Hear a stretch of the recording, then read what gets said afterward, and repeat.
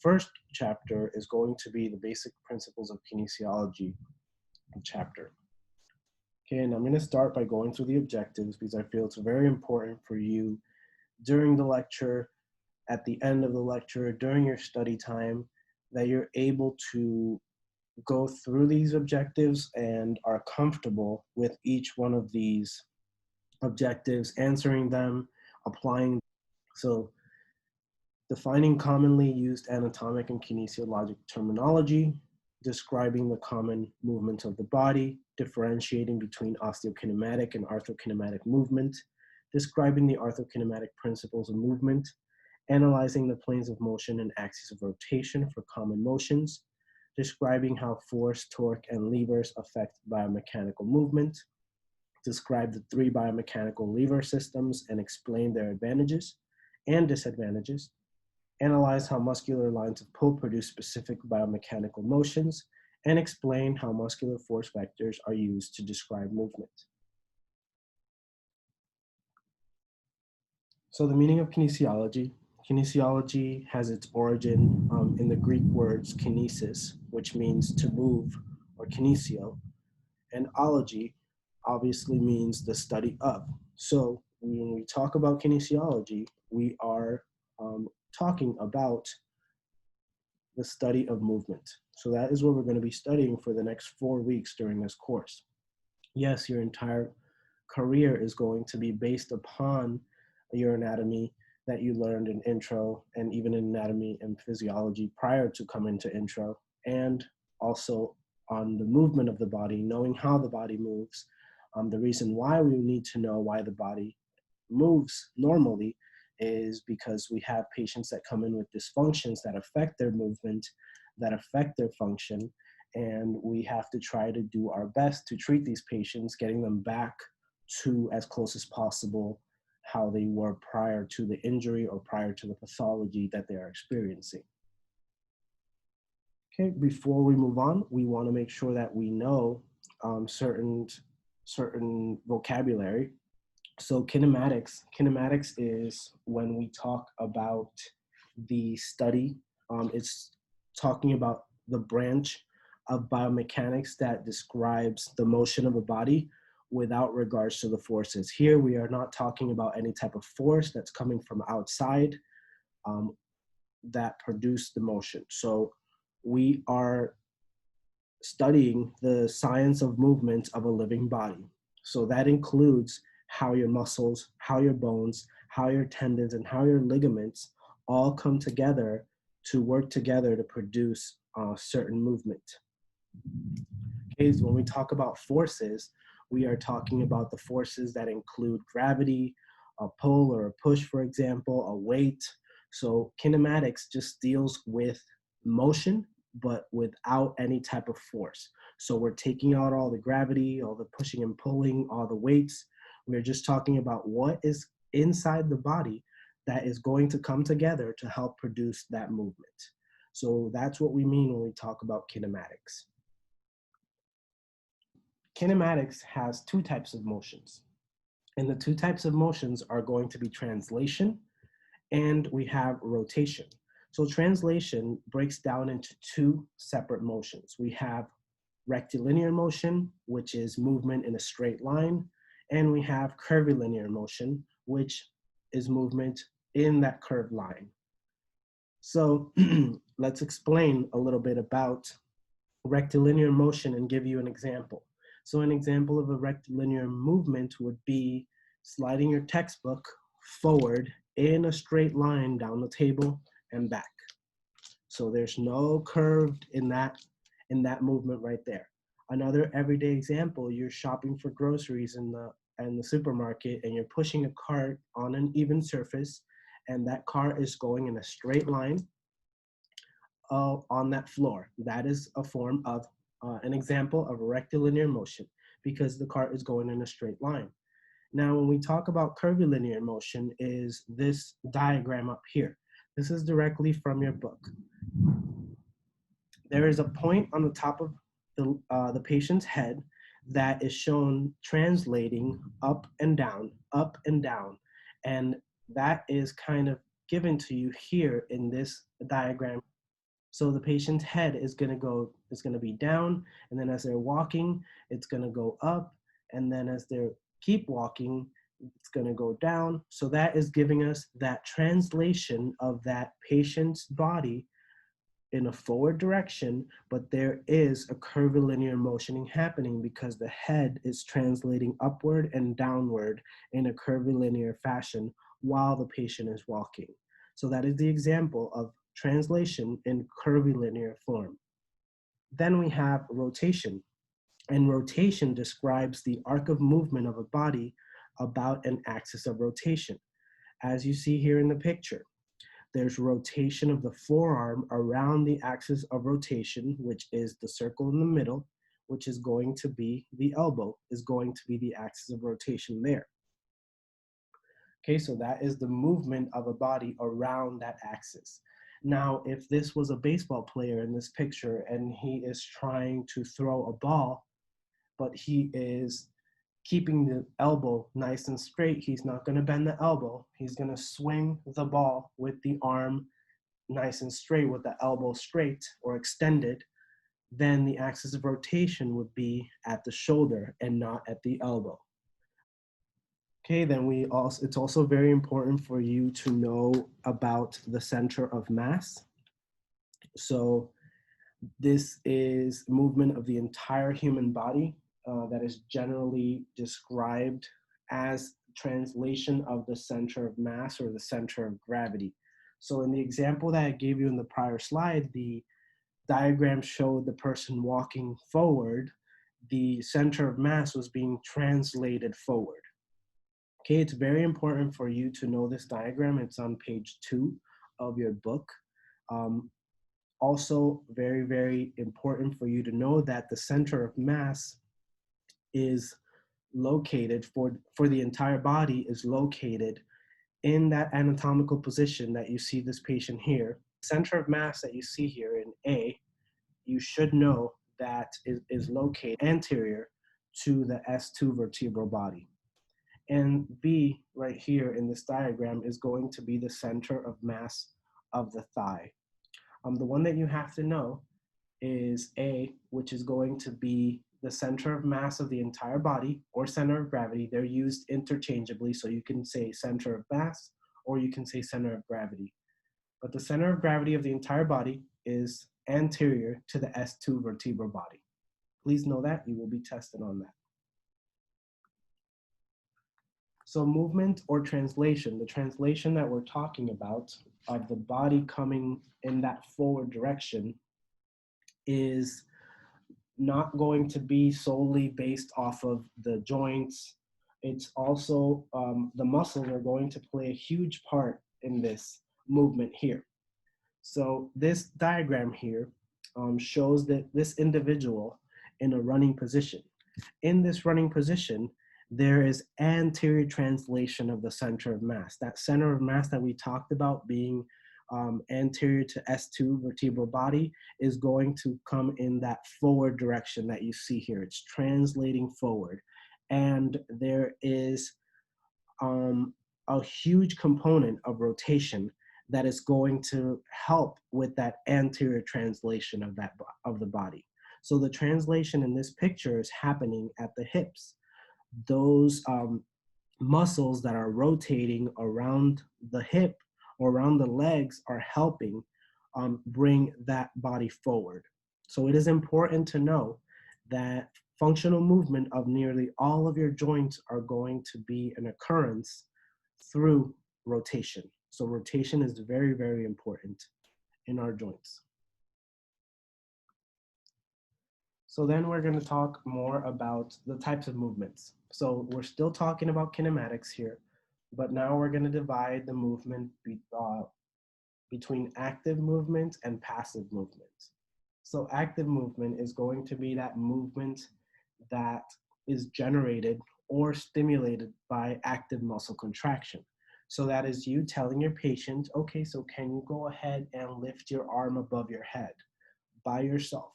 That is going to be the muscles contracting, coming together, and helping that patient bring their arm up and over their head. Now, that same patient just had a surgery and the doctor said that he cannot perform any active muscle contraction. So now the patient is going to have to rely on you, the therapist, or a family member at home to help them passively move their arm up and down if they are allowed to by the surgeon. So this is passive movements are generated by sources other than muscular activation. So this is the patient that is not allowed to move on their own, is not allowed to contract those muscles, but still requires some type of movement. So the movement is going to be passive because the therapist is the one that's going to be performing the movement for the patient. Some review of terminology. This you would review on your own. You want to make sure that you are familiar with all of this terminology because when we are talking about muscles, when we are talking about bones or bony landmarks, we want you to be able to tell us where it is located. Unless you're talking about in layman's terms with your patients, that will be the exception of when you don't talk in medical terminology. You want to explain it to the patients in the form that they would be able to understand it the best. But when we move forward in this course, you want to use these terms that you see here. Okay, so now we're going to be talking about osteokinematics versus arthrokinematics. So I'm going to define both of them, but then we're going to talk about each of them individually.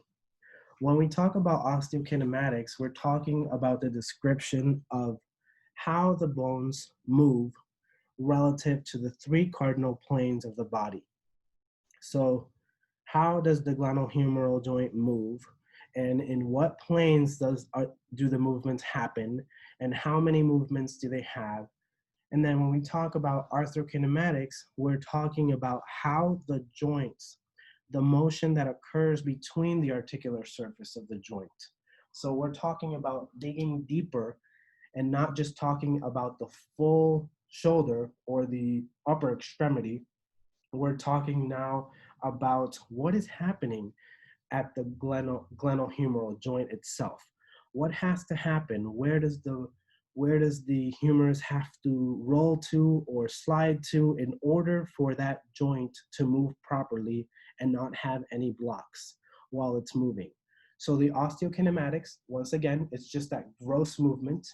It's just what motions can we do with the shoulder and in what planes can we do those motions in. And now arthrokinematics, we're digging a little bit deeper. We're kind of putting a magnifying glass on the joint itself to see what exactly is happening in that joint, in those articular surfaces as the shoulder is going into shoulder flexion or shoulder extension. Okay, so let's get into osteokinematics. So osteokinematics, remember, it has to do with the planes of motion. So the planes of motion you should know already from intro, and you should know that your sagittal plane divides your body into a left and right division. You should know that your frontal plane divides your body into a front and back division or anterior posterior division.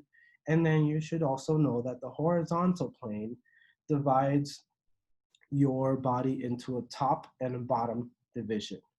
So cephalad and caudal division, so that you can practice your terminology of where it's supposed to be located. Okay, it's always going to be the patient positioned in the anatomical position that you see there.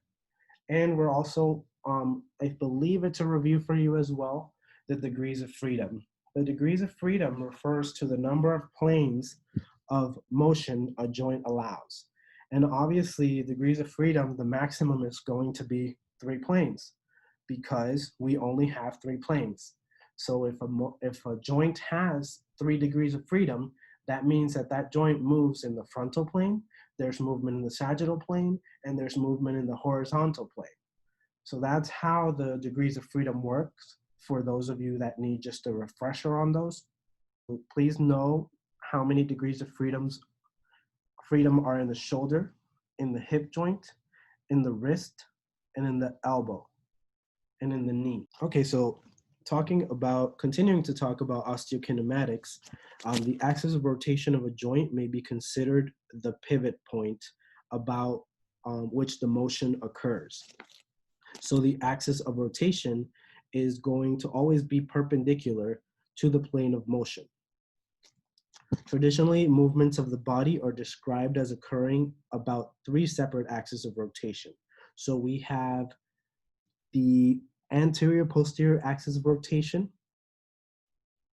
we have the medial lateral axis of rotation, we have the vertical, also sometimes referred to as the longitudinal axis of rotation.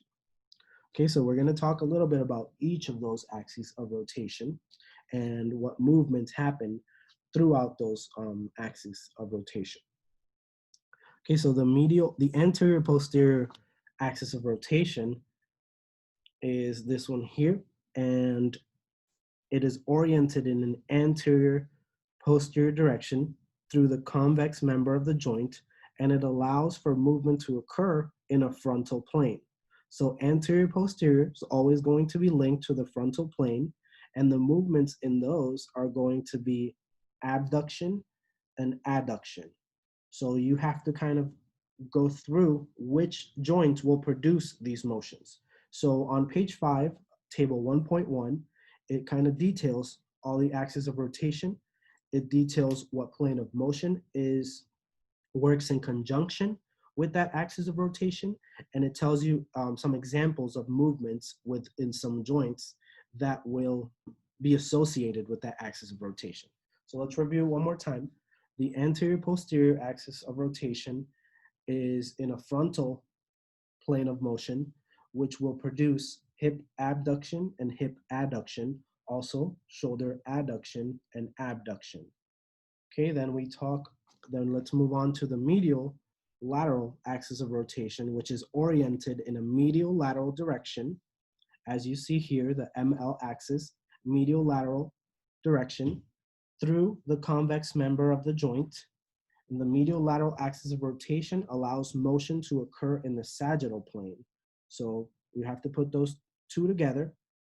What motions are going to happen in the sagittal plane? So let's go to page 5 once again. Medial lateral axis of rotation, the plane of motion that's linked to that axis of rotation is the sagittal, and then the motion is going to be elbow flexion, elbow extension, knee flexion, knee extension. So those motions that happened in the sagittal plane. Then our final one is going to be the vertical longitudinal axis of rotation, which is oriented vertically. As you see here, it's coming from the top, okay?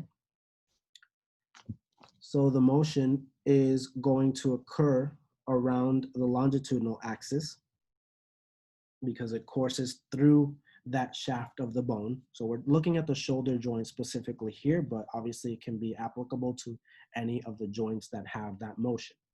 So let's go to page 5 once again. This is going to be obviously our rotational movements. So for the vertical, also known as the longitudinal axis of rotation, the plane is going to be the horizontal plane, and the motion that is associated with that plane of motion is going to be shoulder internal, external rotation, as well as rotation of the trunk can be another example. Okay, so very important for you to know the osteokinematics and how we call each of the motions in each of the joints. Not all motions happen in all joints, depending on how many degrees of freedom are in a joint, but some of the motions are flexion extension, abduction adduction, internal and external rotation, circumduction, protraction and retraction, horizontal adduction, horizontal abduction, pronation, supination, radial deviation, ulnar deviation, dorsiflexion, plantar flexion, inversion, and eversion. So certain motions go with certain joints of the body. We will be reviewing all of these when we get into lab and as we get deeper into the segments of the body. Osteokinematics, it's all relative. And what does that mean? There is two perspectives of movement at a joint, depending on what bone is moving. So it's very, very important from now going forward for you to be clear about what open chain motions and what closed chain motions mean. So when we talk about open chain motion, we're talking about that movement of the distal segment of the bone about a relatively fixed proximal segment. So open chain exercises will offer an increased ability to target specific muscle groups and are easily performed through the use of weights, elastic bands, or tubing. Okay, so I'm going to give you an example of an open chain motion. An example of an open chain motion is sitting in a chair, the femur is fixed, and the tibia and fibula are moving. So this is an open chain movement because the distal segment of the bone is free to move. It is not planted on the ground. Now, if I were sitting in that same chair and I was planting my foot on the ground and sitting up and then sitting back down. So let's say I'm doing squats. I'm doing squats in that same position. That would change it completely. That would not be an open chain motion. That would be a closed chain motion because my foot is planted on the ground, because that distal segment is no longer moving. It is fixed. Okay, so now let's explain closed chain motion. When we talk about closed chain, it is movement of the proximal segment of the bone about a relatively fixed distal segment. So closed chain exercises tend to be more functional in nature, as you saw with the exercises that I just explained and gave you an example of. So closed chain exercises are going to be more functional, and they're going to capitalize on the benefits of weight bearing and the natural biomechanical advantages. So what does this mean? This means that now I have changed the exercise that I gave you, which was moving the leg up and down and not having the foot fixed on the ground. But now I am sitting up and working on sit to stands or working on a squat. Squat is more functional because it's helping my patient sit and come back up. So sitting to standing is more functional than having my patient sit and lift their leg up and down with a weight or an elastic band or elastic tubing. So that's the difference between the open chain motions and the closed chain motions. This would be your open chain because the distal segment is free to move. So the patient is bringing the leg back and then he's kicking the leg forward. So this is free to move. This is going to be my open chain perspective. Now I'm changing the entire thing by planting the foot on the ground. I'm closing this chain right here. Right here, the chain was open. It was just going up and down, up and back, up and back. Now I'm closing this chain here. So the distal segment is going to be fixed and the proximal segment is going to be free to move. So now this patient, let's say this is a complete patient here, rather than just a segment of a patient. So this patient is going to sit and they're going to come back up and they're going to sit and they're going to come back up. Please recall in the prior slide where I told you that the closed chain exercises tend to be more functional because they have the benefits of weight bearing.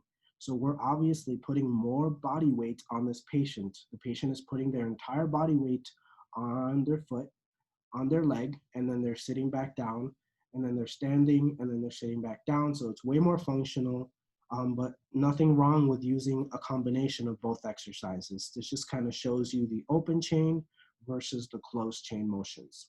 Please make sure you're clear on this. This is very important. Okay, so we are done with osteokinematics, and we are going to talk about arthrokinematics.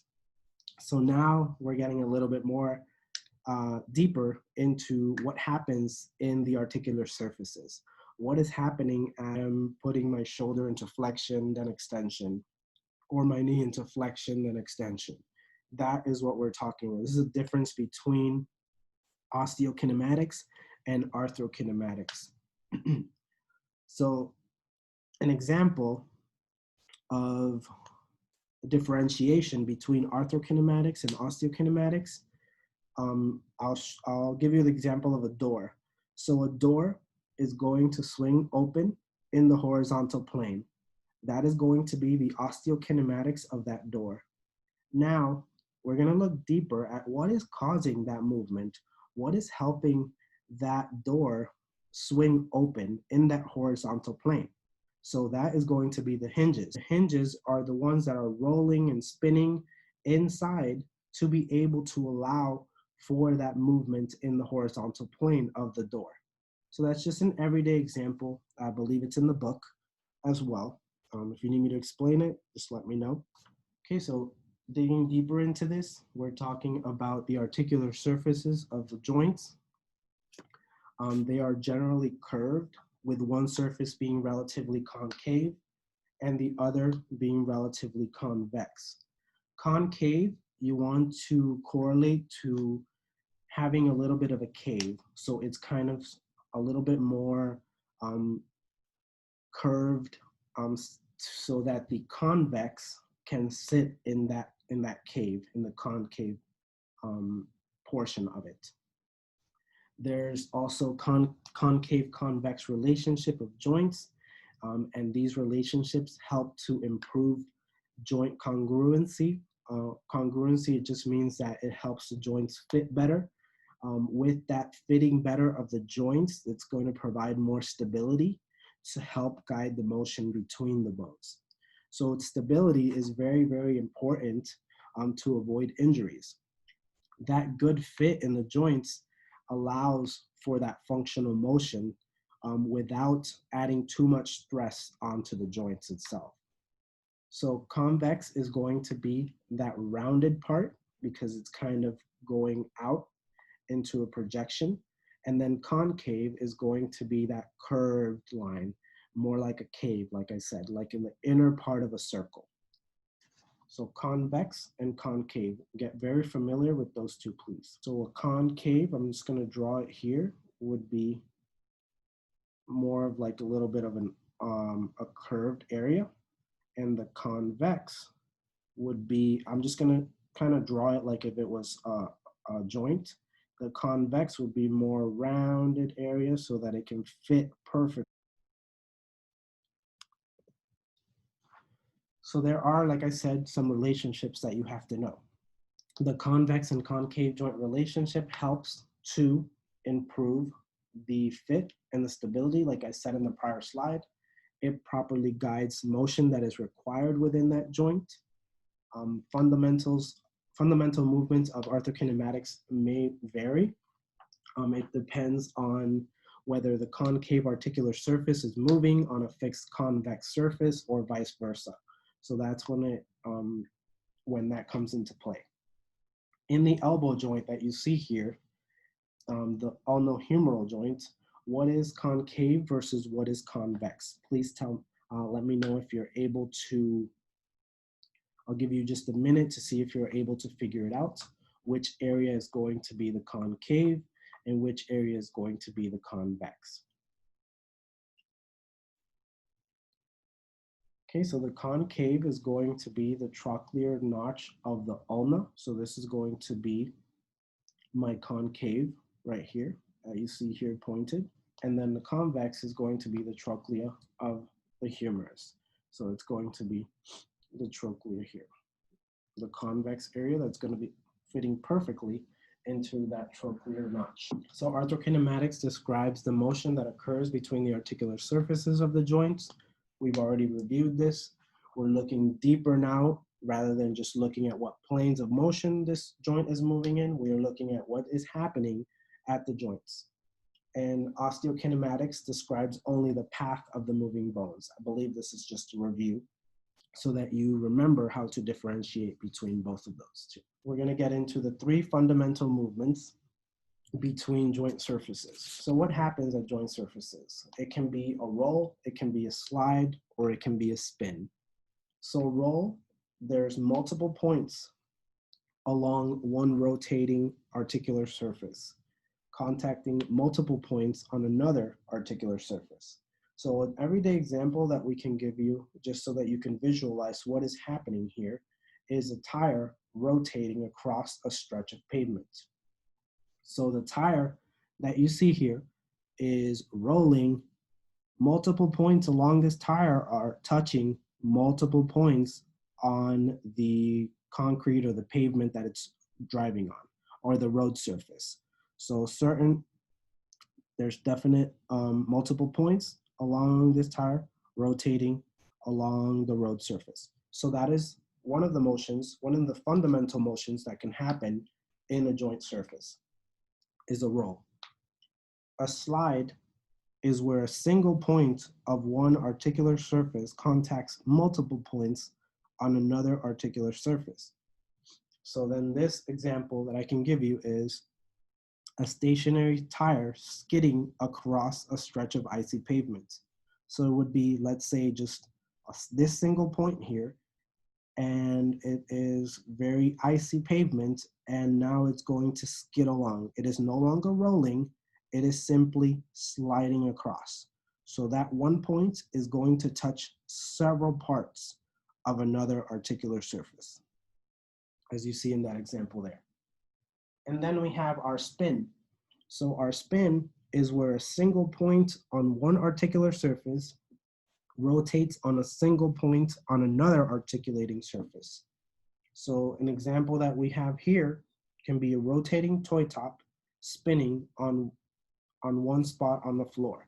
So this single point of this top here is going to be rotating on a single point on another, on the floor, but technically on another articular surface.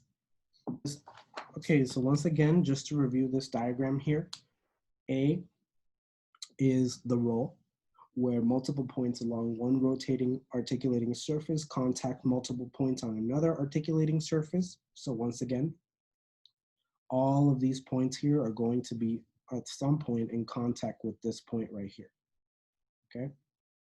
B is going to be the slide or glide. It is also known as a glide. When you hear glide, it is the same as a slide, and when you hear slide, it is the same as a glide.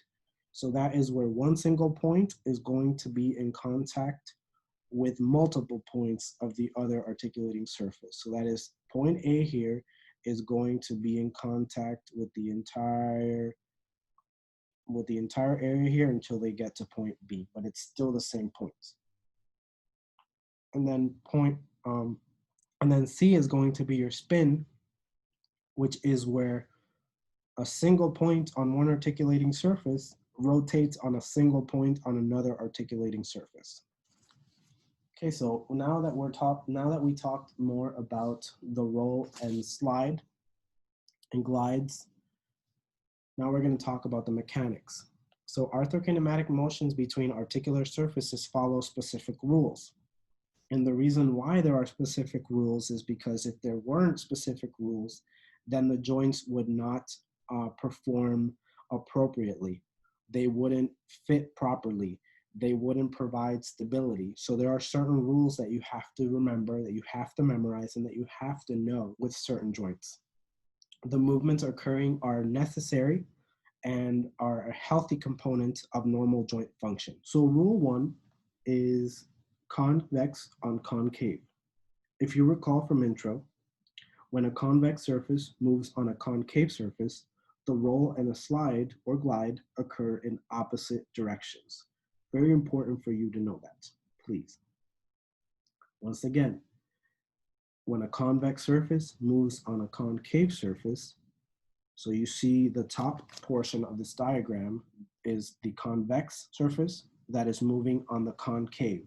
So if this is the case, if this is the joint that you are observing, you need to know that the roll and slide occur in opposite directions. So in this figure here, there's an illustration of a convex joint surface rolling on top of a fixed concave joint surface. So you see the bone has literally rolled out of the joint if the rule is not being followed in illustration A. So the convex surfaces has literally rolled out of the joint. Now, if all the rules are followed of convex and concave going in opposite directions, the combination of the roll and the opposite direction slide maintains that articular stability of these two joint surfaces that we're looking at. So if the slide goes in the opposite, joint stability is maintained and everything is well. If the slide goes in the same direction, then we are going to end up with a dislocation here. And as you see here in this illustration, the arthrokinematics of the glenohumeral joint during shoulder abduction There should be a proper convex on concave arthrokinematic motion. The superior roll of the humeral head is offset by an inferior slide. So as you see here, abduction is bringing this into a superior roll.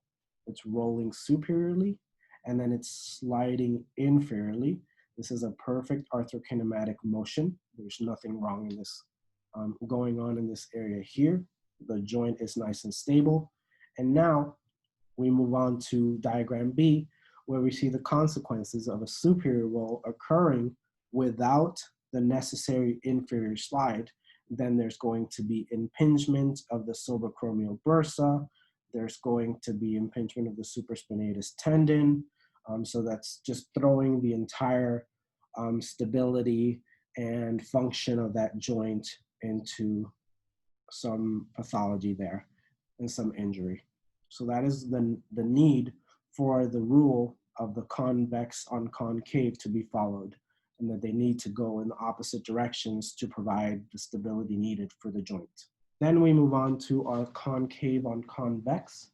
So our concave on convex, when a concave joint surface moves about a stationary convex joint, the roll and the slide occur in the same direction.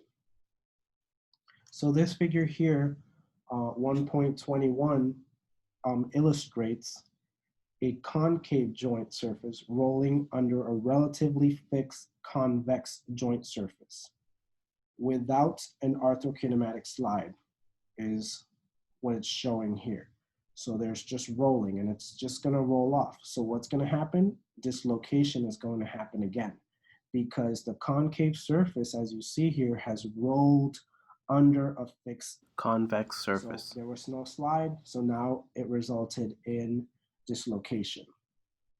Now, to maintain that firm contact between those articulating surfaces, the motion has to be accompanied by a slide in the same direction. So now you see in B that the concave surface has to slide in the same direction to avoid dislocation. Since we avoided dislocation, this maintained proper joint alignment and congruency. So which is why the concave on convex rule is that the roll and the slide occur in the same direction. Spin mechanics. Okay, so when we talk about spin mechanics, let's talk about what happens during a spin. We know that it occurs about a central longitudinal axis of rotation. We know that also that the convex on concave and vice versa rules do not apply to this one. This occurs during shoulder flexion as well. There's some point during that motion where there is a spin that takes place. Also extension, there's some spinning in that joint as well. Hip flexion and also hip extension also have a spin component. Okay, so some functional considerations of arthrokinematics. So motion can also be hindered, or motion can be limited by other things going on. As you saw in the prior, when I showed this diagram in one of the prior slides, there can also be other things going on within the joint that may limit that movement. One of the things being is impingement syndrome. We don't need to know what impingement syndrome is now. We'll talk more about that when we get to pathophysiology and when we get to therapeutic exercise. What you need to know from this slide is that there are other functional considerations that are taken into account that may be limiting range of motion. One of the things being impingement syndrome. Okay, so now we're going to talk a little bit about kinetics. And kinetics is that branch of mechanics that describes the effective forces of the body. So if you recall from the beginning of this lecture, we talked about kinematics. Kinematics was just basically what produces movement, what within the body produces movement. Now we're adding external forces. So what forces act upon the body? So there can be a push or a pull that can produce, modify, or halt or stop any movement. It provides the ultimate stimulus for movement and stabilization of the body. So there are certain forces that act upon the body. So that's what kinetics is. Okay, it's the study of movement with respect to the forces that are placed upon the body. All right, so forces can be classified as internal forces that are generated within the body, and it can be external forces that are generated outside of the body. So let's talk about internal forces first. Internal forces can be active muscle contraction. Those are internal forces. Can be tension generated from ligamentous or muscular elongation. So as we elongate the muscles, as we elongate those or apply tension to those ligaments, that can be considered an internal force.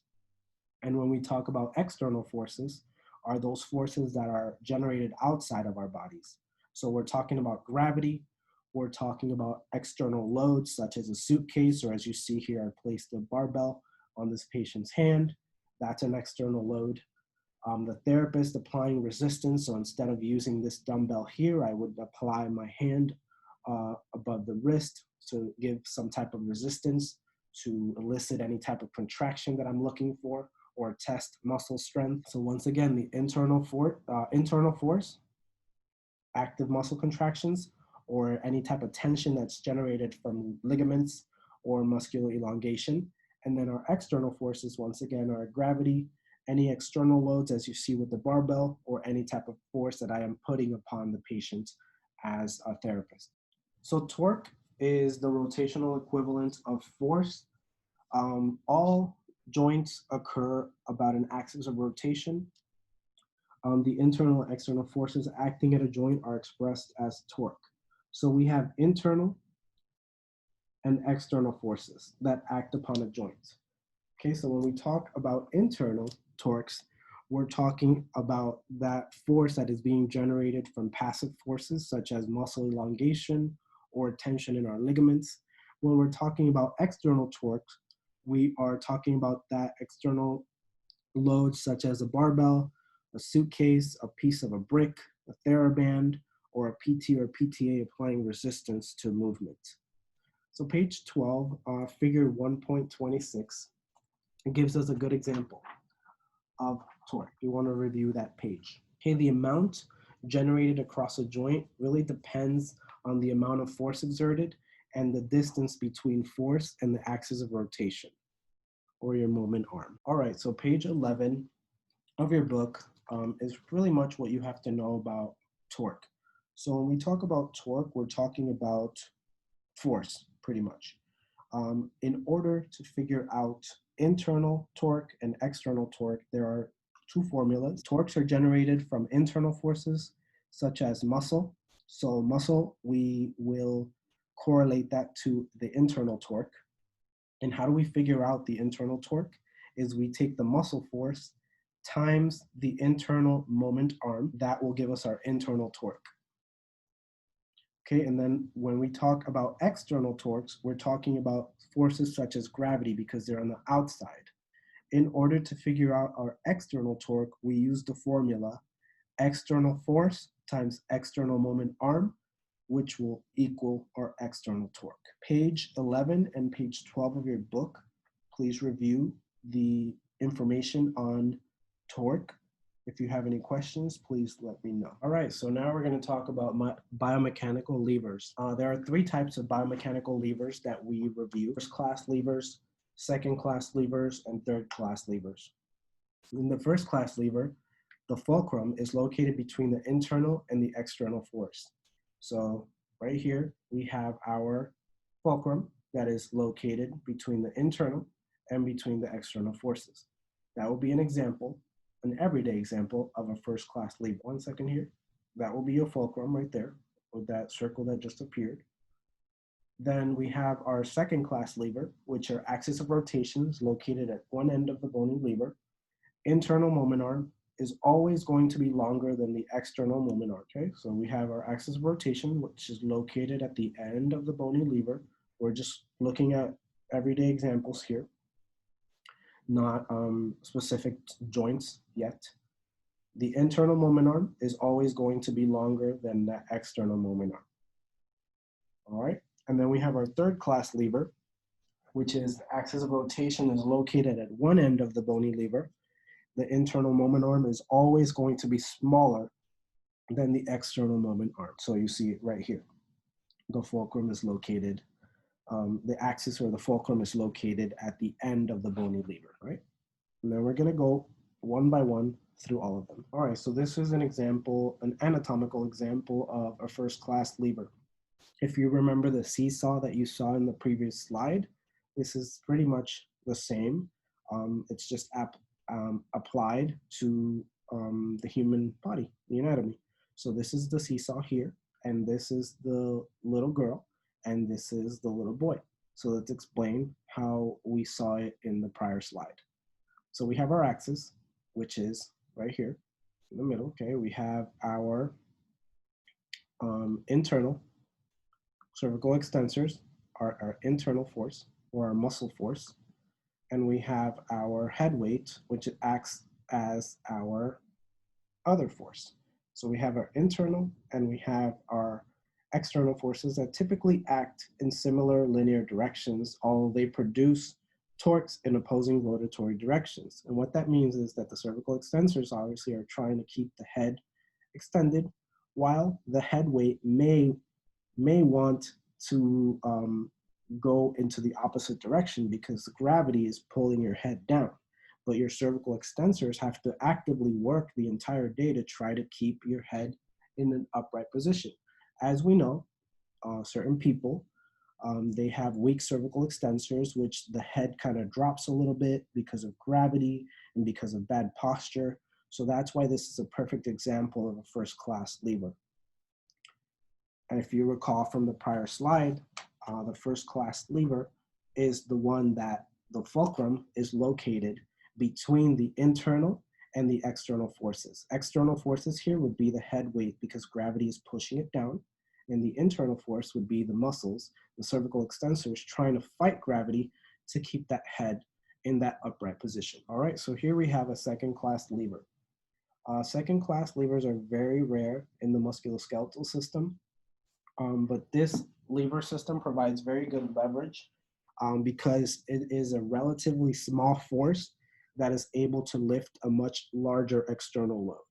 So what does that mean? That means that as you see here with the wheelbarrow and with the gastrocnemius and soleus example, the small force of our foot in this area is helping to lift our entire body weight here.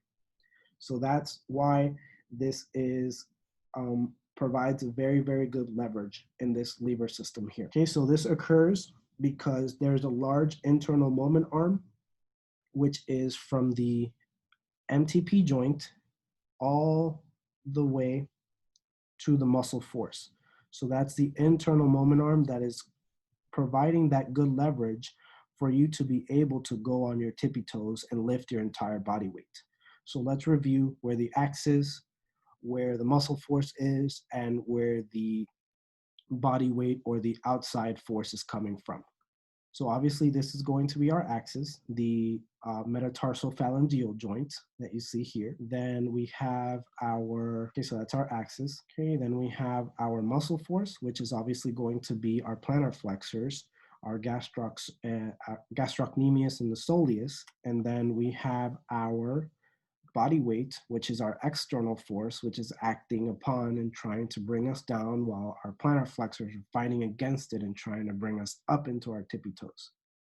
So very important to remember that your internal moment arm that you see here, the internal moment arm, is longer than the external moment arm. So definitely longer. You see here that IMA versus the EMA is just this portion here. Okay. Also, you want to remember that this type of lever, there's a relatively small force able to lift a larger external load, as I said in the beginning of the slide. So all of these extremely important to remember, and it provides good leverage. And then we have our final one, which is our third class lever. And the third class lever, unlike the second class lever, the external weight supported by a third class lever always has greater leverage than the muscle force. The third class lever is the most common lever used by the musculoskeletal system because this system favors exerting a large muscle force to have greater speed and distance covered. So most levers in our bodies are third class levers when functioning in an open chain.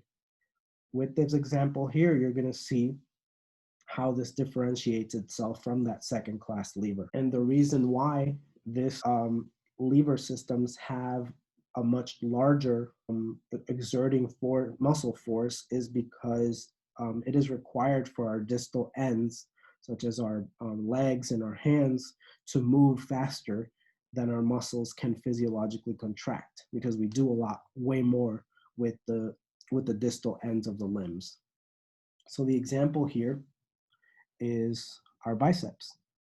So in this example, the axis is going to be that right there. Our elbow flexors are going to be the muscle force, which is going to be our internal moment arm. And then our external weight is going to be the external moment arm, okay? Internal moment arm, if you recall from when I first introduced the biomechanical levers, internal moment arm is always going to be shorter than the external moment arm. Okay, so you're able to carry more force, you're able to increase that lever.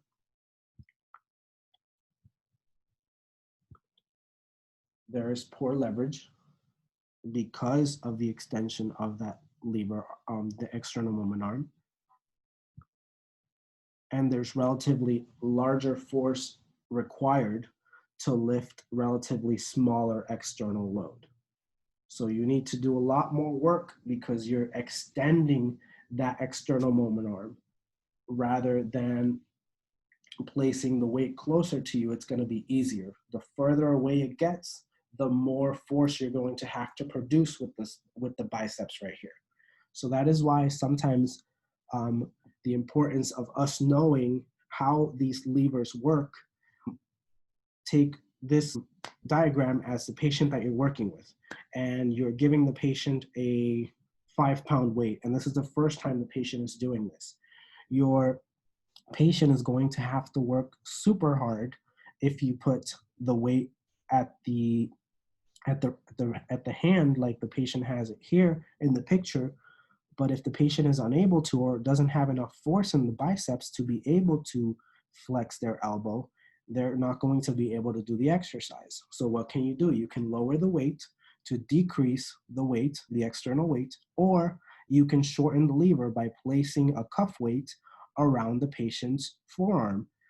That way you are decreasing the external moment arm, you're decreasing the length of that lever so that your patient may be able to perform that exercise with a lower weight or changing the weight to a more proximal position. So that's the importance of why we have to know the biomechanical levers in the body. You have to know that the internal moment arm is going to be always shorter than the external moment arm. The third class levers are most common in our musculoskeletal system.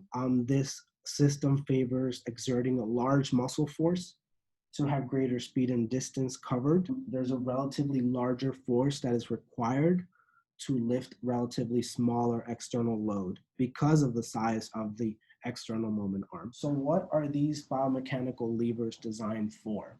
So second class levers provide good leverage because small muscular forces are able to move larger external loads. Third class levers favor speed and distance, meaning that the distal end of the bone moves at a greater distance and speed than the contracting muscle.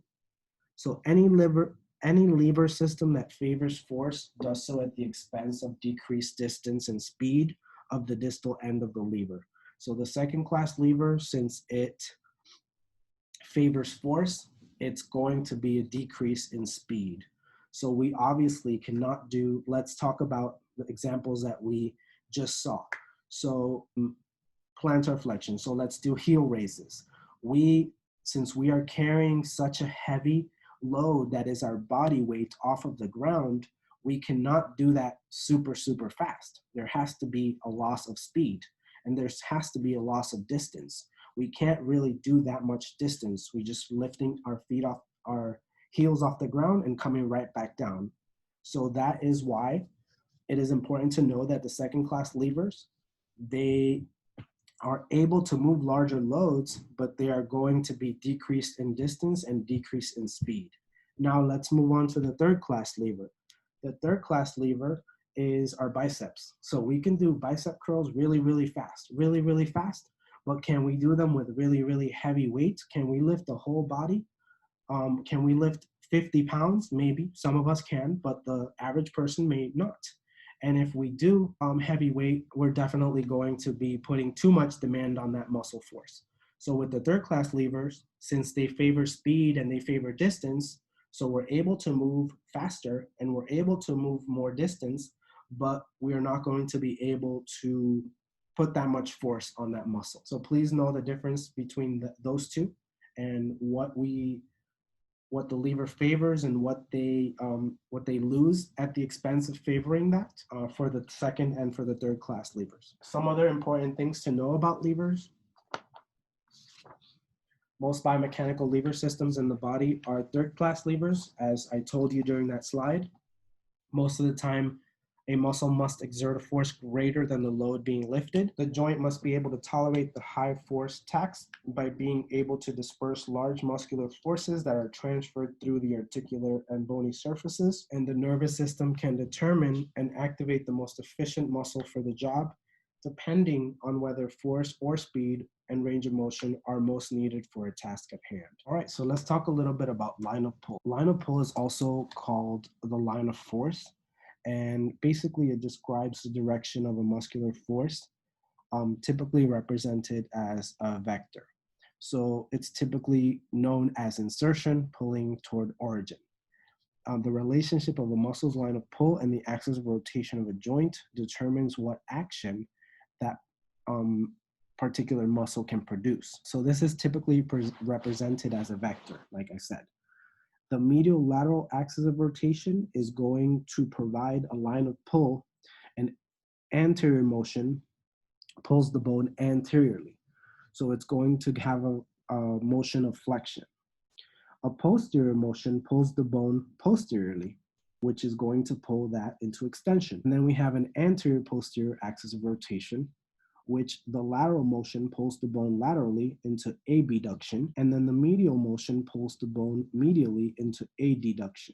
The vertical axis of rotation, anterior or medial pull, produces inward rotation, so we're talking about internal rotation, and then the posterior or lateral pull produces rotation away from the midline, which produces external rotation. Okay, please make sure that you understand the line of pull. The good thing about analyzing a muscle's line of pull is that it allows you as a student or as a clinician to figure out what actions of any muscle within a body, instead of actually just relying on memorizing them. All right, so in this example here, we have the anterior to medial lateral axis of rotation, which will produce a flexion motion. A posterior one to the medial lateral axis of rotation is going to produce an extension of the shoulder. And then we have here in this motion, this is our second example that I provided, the slide where we talked about line of pull, which an anterior posterior axis of rotation will provide a lateral motion pull, which will produce abduction. And then on diagram B is a medial motion, which will pull the bone medially into adduction. And then our final example is the vertical axis of rotation. An anterior or medial pull produces inward rotation or internal rotation, and then a posterior or lateral pull produces rotation away from midline, which would pull it into external rotation. Okay, and then we're going to talk finally about vectors. Vectors just represent the magnitude and the direction of a force. Okay, so magnitude of force indicated by length of the vector line, and the direction is indicated by the orientation of the arrowhead, which results in the combination of muscular vector forces. In kinesiology, it is very important to know about vectors because they're used to study the effect of several muscles pulling in multiple directions. So vectors are really used in kines to represent the magnitude and the direction of a force. So how is this clinically relevant to us, and why is it important for us to know about vector systems? So the example given in the book is regarding the posterior and the anterior deltoid. But before we get to that, this diagram here just shows you an unbalanced system. So this right here shows you that there are two equal forces producing the result that we want. So these are two equally strong forces. Let's say this is the anterior deltoid, and this is the posterior deltoid, and this is the shoulder joint. And everything is perfect. They're producing what they want to produce. So they're producing equal amounts of force, meaning that everything is perfect in paradise. Now let's move on to this area here, where the anterior deltoid is way stronger than the posterior deltoid. So posterior deltoid got weak because he got injured. So now the anterior deltoid is taking over pretty much the entire shoulder motions. So since this anterior deltoid is stronger and it's working way more than the posterior deltoid, now the patient is going to have more biased into a flex position and internally rotated position, meaning that it's going to lengthen the posterior deltoid, it's going to weaken it even more. So that is the importance of why it is extremely relevant and extremely used and studied, why we study vectors and why we have to know what is a proper vector system where there's an anterior deltoid and a posterior deltoid working equally to provide stability and mobility and range and strength to the shoulder joint, versus having an unbalanced system where the anterior deltoid is way stronger than the posterior deltoid. So see if you can answer these questions. Patient is performing osteokinematics at the elbow joint. What osteokinematics is the patient performing? A patient is performing osteokinematics at the shoulder joint. What osteokinematics is the patient performing? Patient is performing osteokinematics at the forearm joint. What osteokinematics is the patient performing? PTA is to recheck the osteokinematics at the hip that occur in the transverse plane. Which osteokinematics would the PTA reassess? A PTA is to increase the osteokinematics at the cervical spine, which occur in the frontal plane. What osteokinematics would the PTA work on increasing? Name all of the osteokinematics at the ankle. Name all of the osteokinematics at the wrist. Name all of the osteokinematics at the hip. Sagittal plane osteokinematics occur around what axis? Frontal plane osteokinematics occur around what axis? Transverse plane osteokinematics occur around what axis? The vertical axis runs from blank to blank through a joint. The sagittal axis runs from blank to blank through a joint. The frontal axis runs from blank to blank through a joint.